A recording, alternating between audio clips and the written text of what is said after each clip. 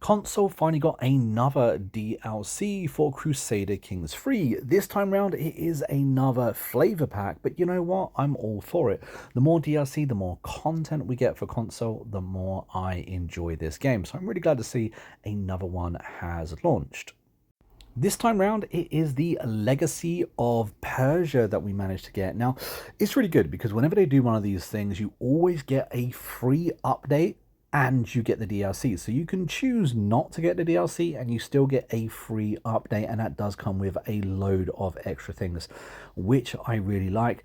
On top of it really is more stability. They've done a load more bug fixes as well. We're going to be talking about some of the patch notes and just what you get with this DLC, and you can tell me within the comments if it's going to be something you're going to pick up or if you're waiting for one of those DLCs down the line, because it does look like console will be updating to PC terms sooner rather than later. I think console has quite a lot to catch up on, so it's going to be good to see this content keep rolling out. We're definitely getting it a lot quicker than we did previously, which I quite like personally. Now, as we said, this DLC is going to be the Legacy of Persia. I actually think that's really cool. Persia has such a rich history, so actually being able to dive into some of those things a little bit more is going to be really interesting. As you can see, they've added quite a lot in regards to this. There's going to be lots of events popping up. There's going to be new dynasty legacies as well as actually, a few extra things. I think there's even an extra bookmark now being place like on the home screen, which is going to be cool. They're also reworking the clans completely as well, so I think that could be really interesting just to help kind of dive into that role just a little bit more. One of the things that they're adding is this. They're adding a new Master Assassin Court position, which will boost your murder schemes. Rulers with faith that belong to a faith. With that in, you're going to be able to hire a Master Assassin. Now, if you followed any of my playthroughs, you know how much I like myself a good scheme. So being able to get a buff in, in assassination, I think it's going to be really cool.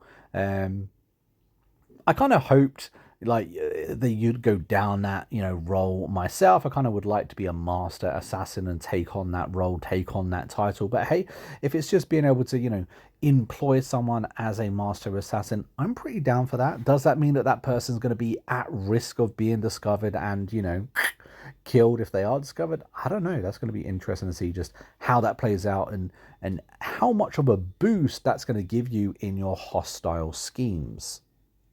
And for any of those land developers out there, of course, this DLC does come with brand new special buildings that you're going to be able to play around with if, of course, you're, going down this route with the with this DLC. Again, I think it's cool. I think it just adds more depth to the playthrough. And of course, I think by now this game's been out for quite a while. We've all experimented with different regions in this game. I think just being able to dive further into Persia is going to be really cool.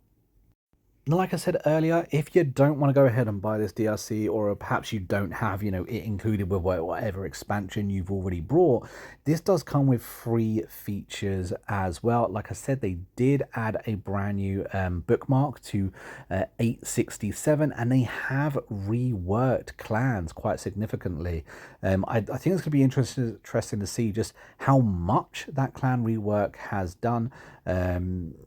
And just how much more interesting it is. Clans is an area that I typically stay away from, to be honest with you. It's one that I didn't really understand as much as the others, or enjoyed as much as any of the other courts out there. So it's going to be interesting to see just how much more playable and enjoyable playing as a clan is going to be now as well.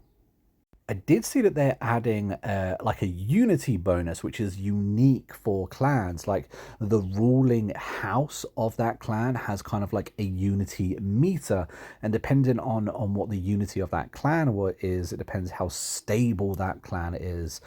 So that sounds rather interesting.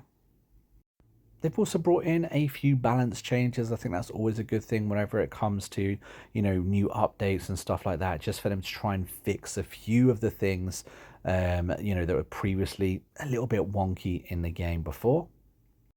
And of course, they've also added and changed a few of the audio parts in the game, and of course, a number of different bug fixes. Now, this isn't all of the bug fixes they've done in the game. It is rather a short patch notes for this DLC. This is a smaller DLC after all, and the amount of bug fixes that they changed is more than I'm showing on screen. I will include the link for this down in the description of the video, that way you can kind of like mosey on through it at your own pace.